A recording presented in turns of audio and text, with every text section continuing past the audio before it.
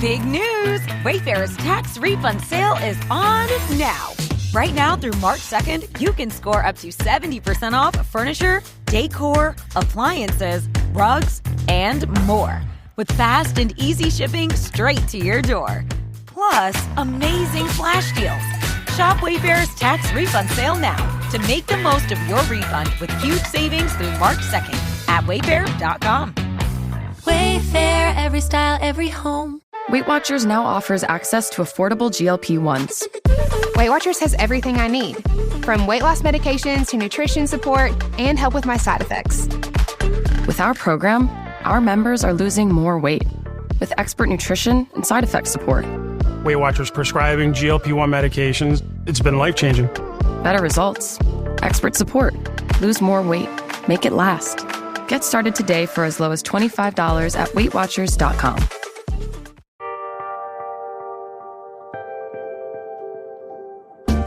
So picture this. I'm in Brooklyn, in Williamsburg, in fact, getting brunch with my good friend Sophie, as one does. We're catching up, we're chit-chatting, yada, yada, yada. And they say to me, they're like, oh, I think I have someone perfect for your podcast. And I was like, oh my God, who? Because also, I love when people give me recs for folks that are like, who should be on the show. Like, if you haven't already, please email us or like message us with like people you think should be on the show. We absolutely love it. But I was like, okay, who do you think should be on the show? And they're like, oh, my friend Zander is simply suing the government because of like receiving like incorrect passport marker. And I was like, okay, hell yeah, let me hit Zander up. And on top of everything else, Zander, A, yes, is suing the government, which is badass on its own, but B, is also an incredible artist and has like amazing style and like is just kind of approaching this situation that is like very serious, which is like suing the government over discrimination against trans folks, but like kind of still approaching it with like this levity and like this wittiness that I really appreciate. And so we wanted to do an episode kind of as like a breaking news type of thing. You know, this is affecting our community for folks who have been receiving incorrect passport markers as a result of the executive order that Trump signed earlier this year. And we also just wanted to talk to Zander, who's just like an amazing and lovely person. So without further ado, please enjoy this interview with Zander and his lawyer, Carl Charles.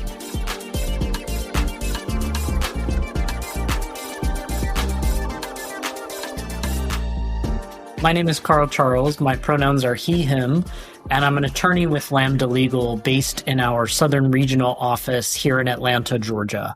And I'm very honored to be representing Zander in his lawsuit against the U.S. State Department about the discriminatory passport policy. Hi, my name is Zander Schlacter. I use he, him pronouns, and I am a multidisciplinary artist, designer, educator, and I'm also suing the government. Period. Could you tell me a little bit more about your creative practice? I'm like curious about it. Yeah, for sure. So I make and do a lot of different things.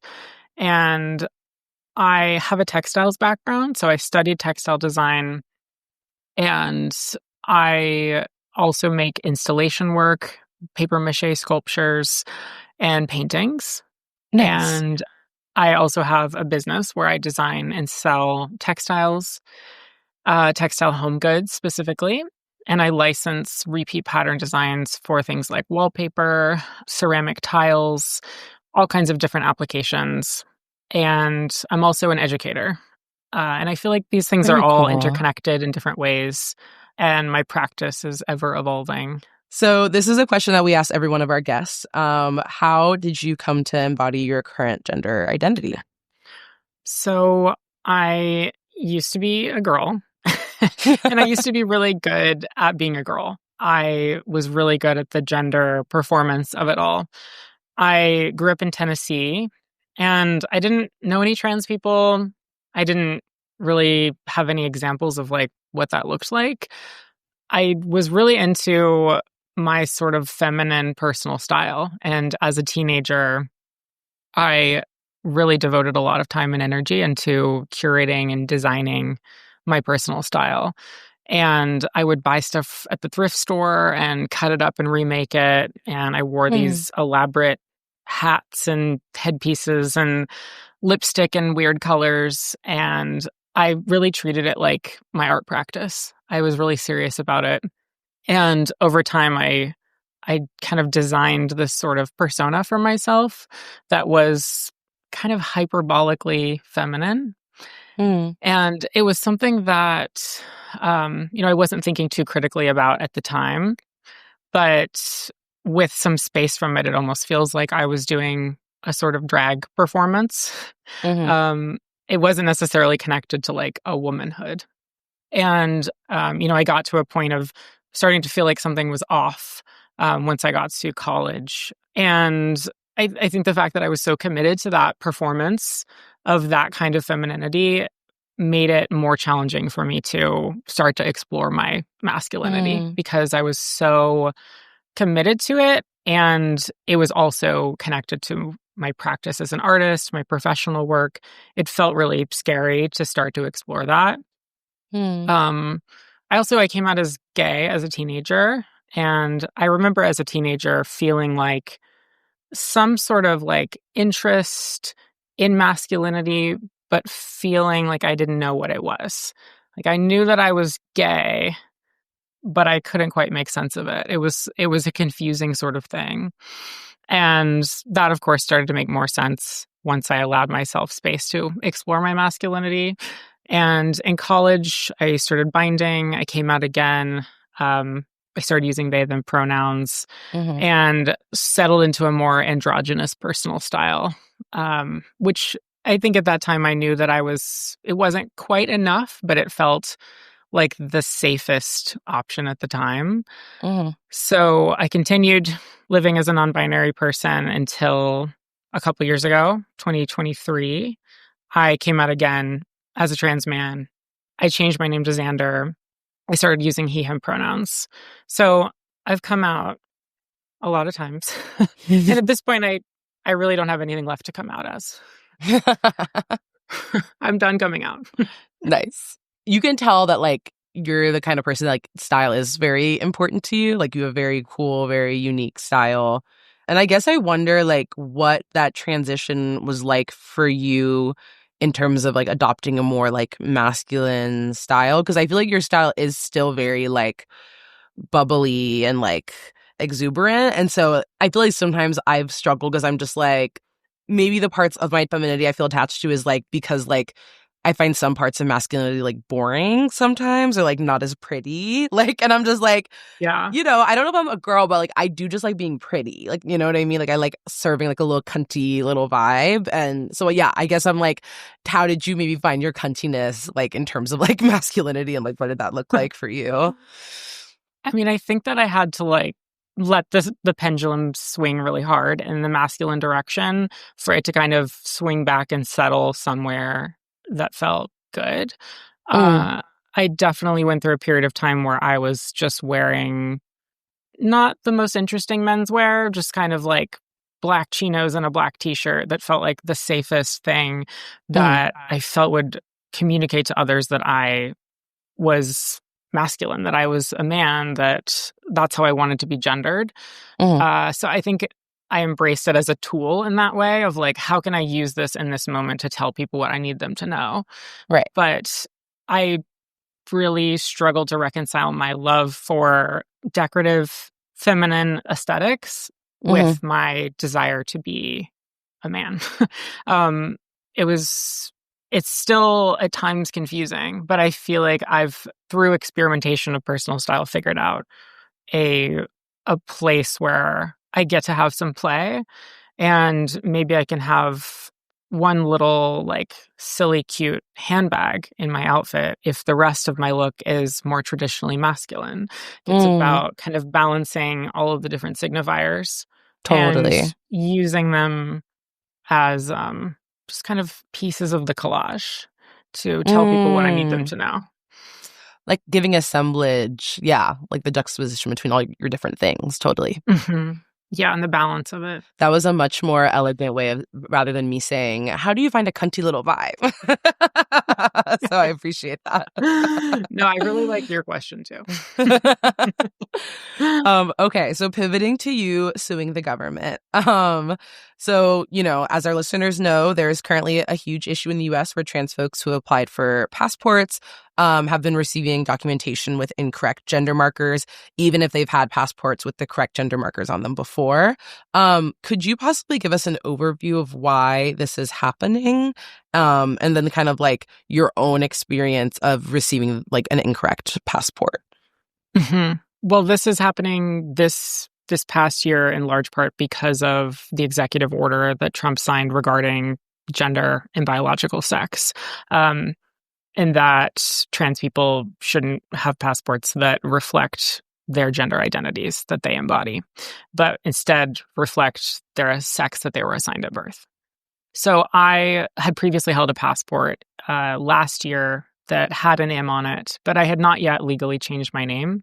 And so I went through the legal name change process last fall. And then at the beginning of 2025, I applied for a new passport to change my name. But of course, I already had an M on that previous passport. So I applied for the new passport with expedited service. But then once the executive order was signed, I did start to have some anxiety that might affect me. And my passport application had been pending without any updates for a while. So it was definitely on my mind. I knew that it was a possibility. And then eventually it came after weeks of waiting. And I was prepared in some ways for that scenario. But I also thought that because I had the passport that already had the M, like maybe that wouldn't be part of how my application was processed. Right. But it was just a lot of guessing, speculation. There's really no concrete facts at that point in time.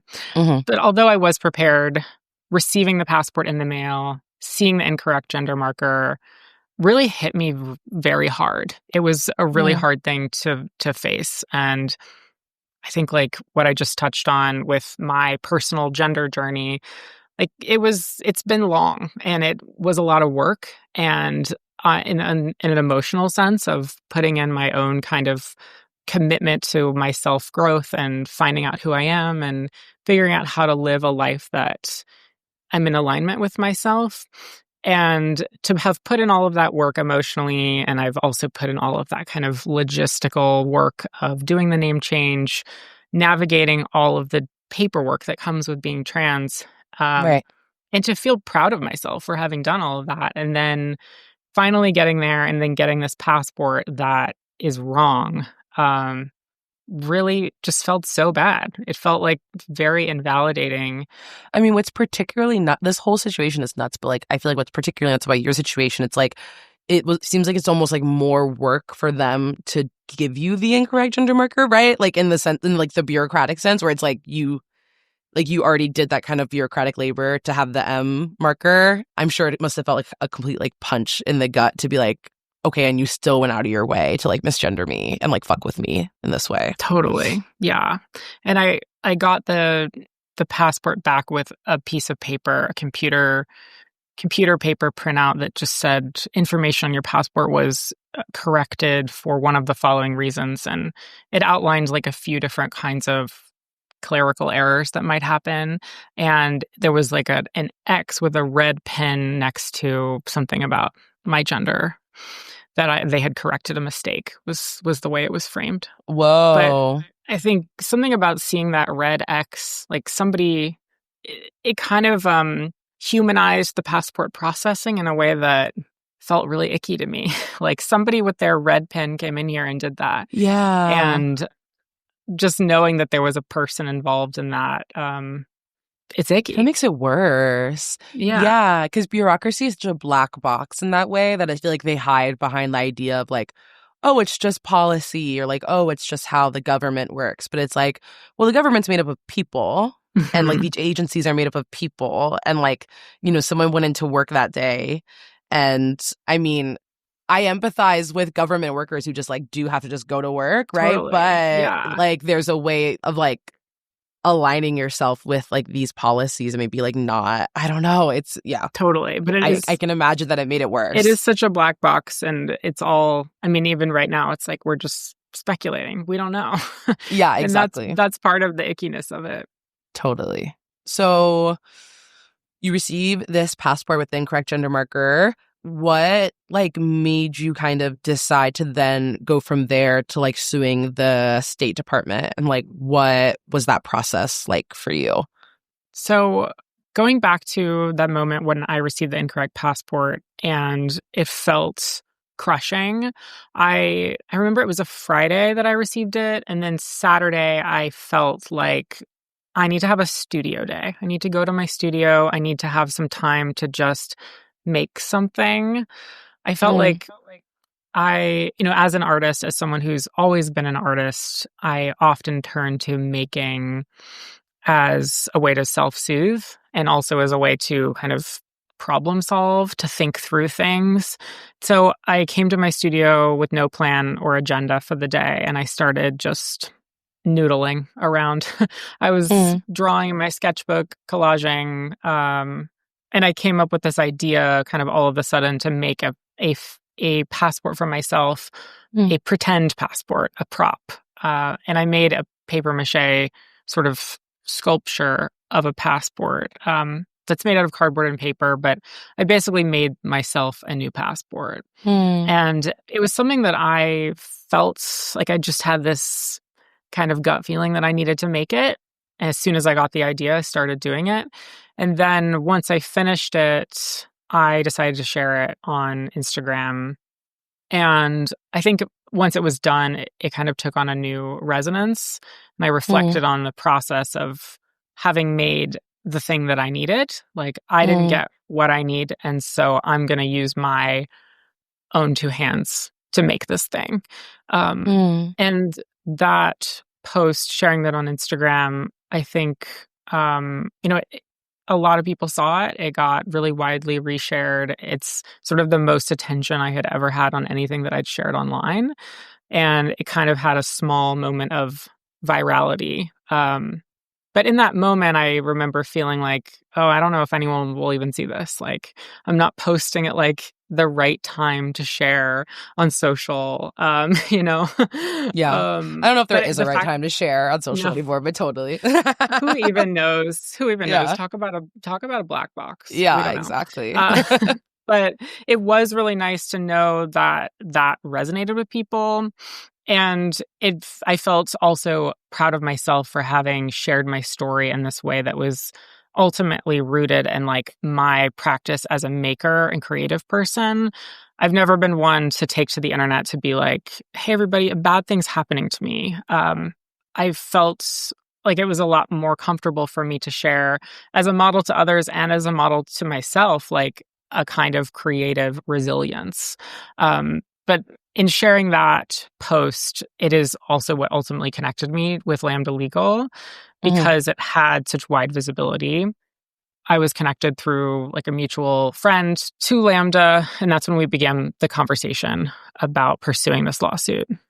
And initially when I was connected with Lambda, I wasn't thinking about lawsuit.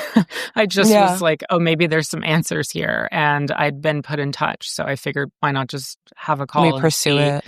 See what's what. And then once I became aware of the lawsuit, I knew in my gut that if I'm asked to be a part of this, I will be a part of this 100%. And I think I sat with it, I thought through it, but I kind of always knew, like, yes, I will do this.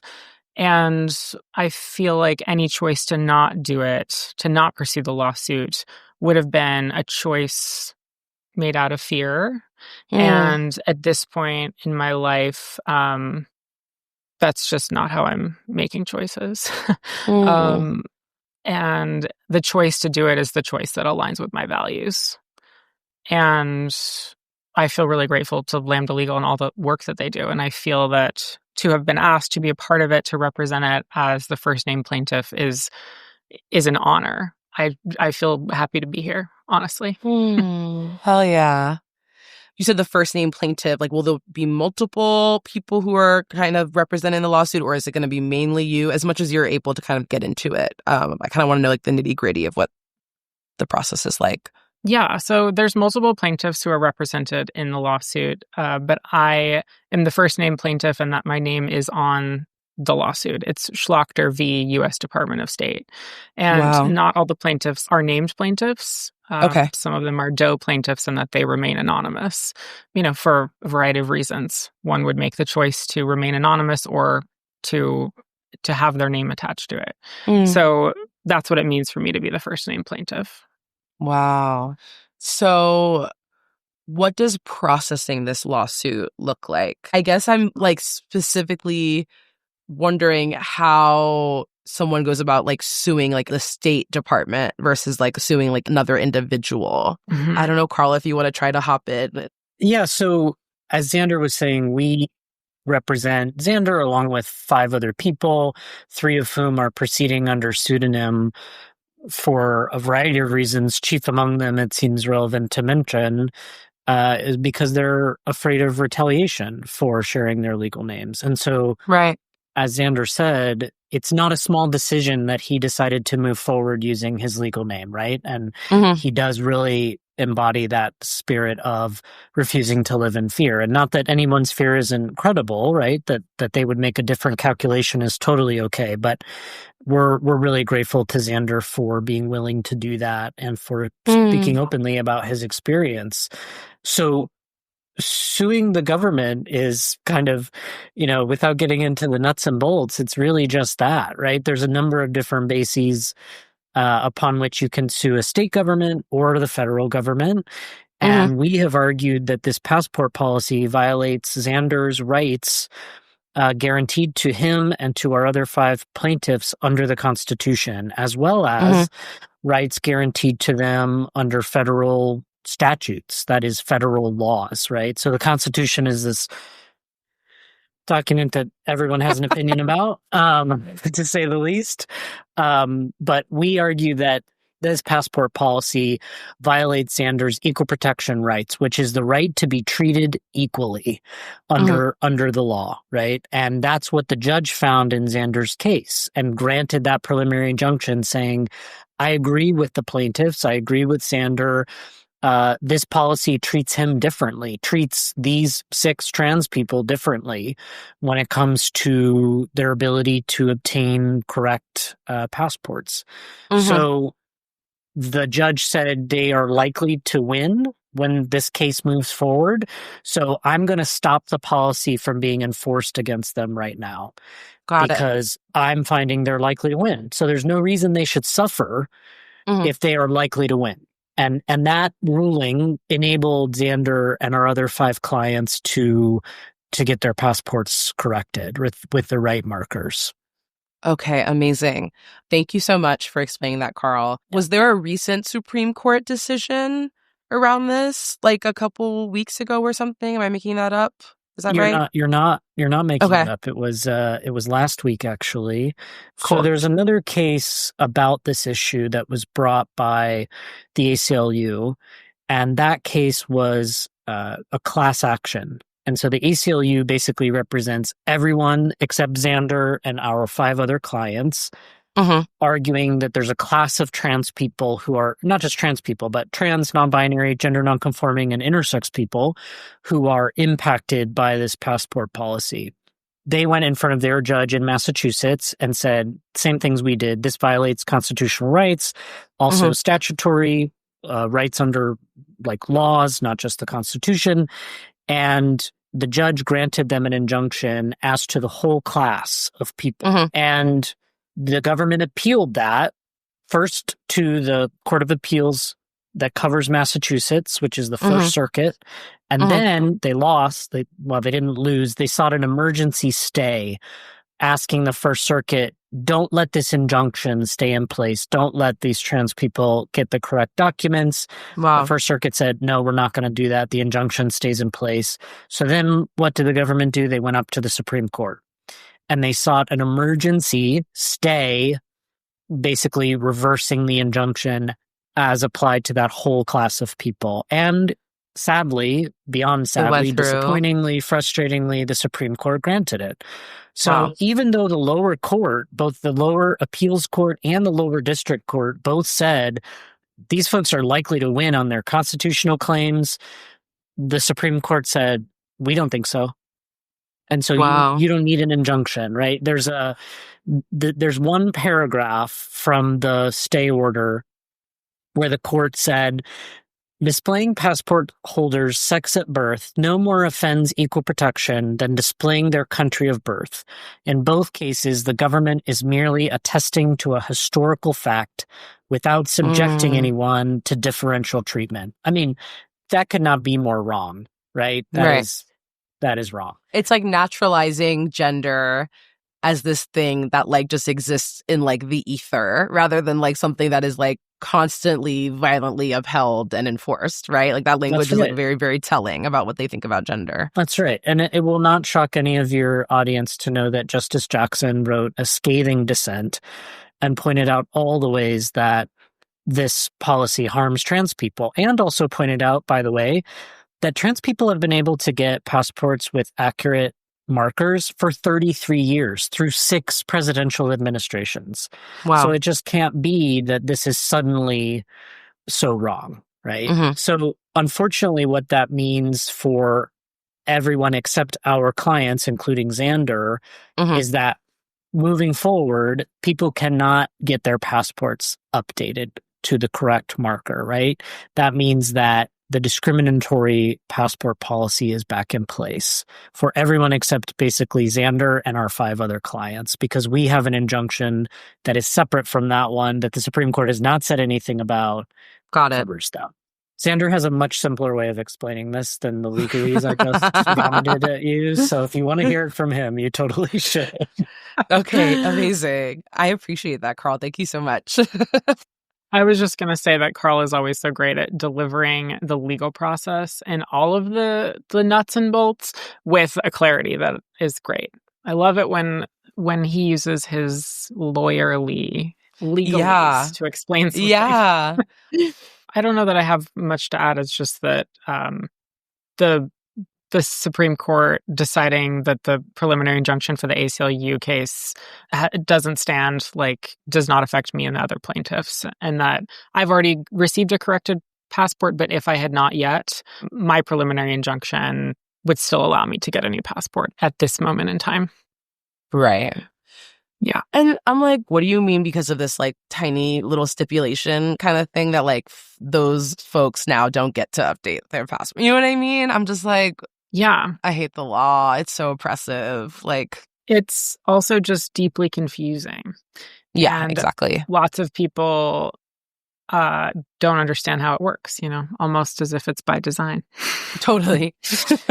Something that I really appreciated Carl bringing up is like how courageous like you were being by having your name like attached to like the lawsuit. And like, you know, I sometimes even like with this podcast, like sometimes I get a little nervous because I'm like, is this just like a directory of trans people that they can like target? You know what I mean? Like this, there's a, I think, a nervousness that comes with like visibility. And I guess like, I don't want to suggest you should be scared because I think there's enough stuff in the world right now telling us we should be scared. But I'm like, do you feel ever scared that like you might get like doxxed, or like, is there any fear, or are you just kind of, sometimes when I feel scared, I actually can't let those thoughts in at all because then it will become all consuming. So like, what is your kind of like thought process with that? I definitely experience at times that impulse to self-censor out of protection. There are a lot of things happening right now that are really scary. And I feel like I just, every time I have that feeling come up of like, oh, maybe I should like rein it in. Maybe I should not share this. I, as much as I can, try to like course correct back to, no, actually, I'm committed to living a life as my authentic self, to being out as a trans person, to offering visibility to other people and showing people what it looks like for a trans person to be in the world. And I know that for me, role models have really done a lot for me, like showing me a way to be. We all need a mirror. And more than I feel the fear, I feel more so a commitment to living my life, being who I am. And I would rather, have something bad happen to me for having done that than to have lived a life in fear, in secrecy. I've just come too far in my personal journey to hide away, to not be myself. So that's kind of where I'm at with that. Yeah. So you made a reel on Instagram talking about the lawsuit and why it's important to pursue it. Why is it not only important for you to like fight these policies, but also to share your story online and the process while you're doing it? So I knew that the lawsuit was about to be filed and be announced. And because I have somewhat of a following online, I wanted to share about it. I wanted to post something to acknowledge it and to share my kind of narrative of being involved in it. For my followers, people who keep up with my work, but also for people that know me. And I sort of like struggled to make sense of what that would look like for me. Because again, like I'm not trying to take to the internet and be like, hey, a bad thing's happening to me. Like I just couldn't quite figure out what it would be in my voice to share that news and to share that I'm involved in it. And I was trying to think of like unconventional approaches. And I was talking about it with one of my friends, like my best friend who's kind of a creative confidant for me. And I was talking through it with him and he said something like, it's not like you're going to make a video that's like, get ready with me to sue the government or something, right? Like how are you going to do this, And in that moment, I was like, no, actually, that's exactly what I'm going to do. And I feel like it's the kind of thing that needed like a little bit of humor and lightness. And also, I wanted it to be kind of smart and have a little bit of irony to it, but not be sarcastic or mean-spirited or too negative. I wanted to share it in a way that felt like it was resilient, that I was moving through it in a way that was creative, that was sort of poking fun, but not in a way that's easily identifiable. I don't know that anyone could watch that reel and say like, oh, you're being messed up for any reason, or like you're making fun of something, or invalidating the legal process. I mean, I recorded it like 50 times trying to get it right. I took my belt on and off like so many times every take to like get it just right. But I did want to share a narrative of resilience, of one that was like moving through this in a creative way, and also acknowledging the kind of performance of personal style and gender. And that's such a big part of my practice as well. And it felt good to me to get to bring this story of being involved in this lawsuit into my other creative narrative. Intersect those things. Yeah. Yeah. Oh, that's so cool. Well, thank you so much for taking in time. I don't want to be like, oh my God, it's so cool that you're suing the government because they're discriminating against us. But it is kind of like, I think finding a way to talk about it that still feels like authentic to you. And like, I feel like we kind of navigate that on the podcast sometimes where it's like, yeah, this is really serious, but like sometimes we need to bring a little like lightness and like some levity to this and like speak about it in the way that we would speak about it with like a best friend or something. So totally. I appreciate the way that you do that. So yeah, thank you so much for chatting with me. I appreciate it. It was so great to chat with you, and I really appreciate your time. Yeah. And thank you too, Carl. I appreciate it.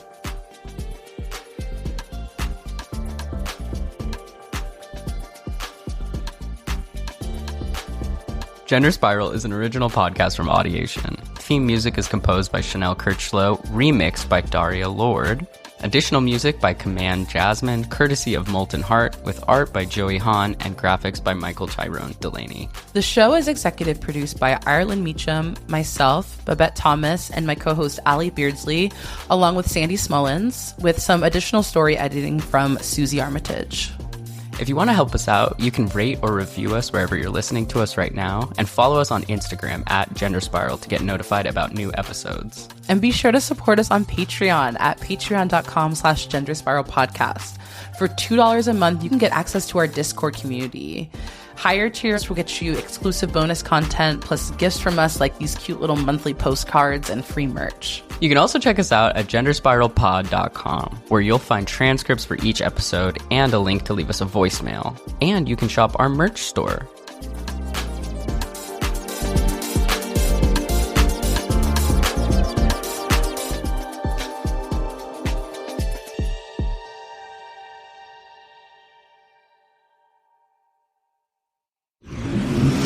Audiation.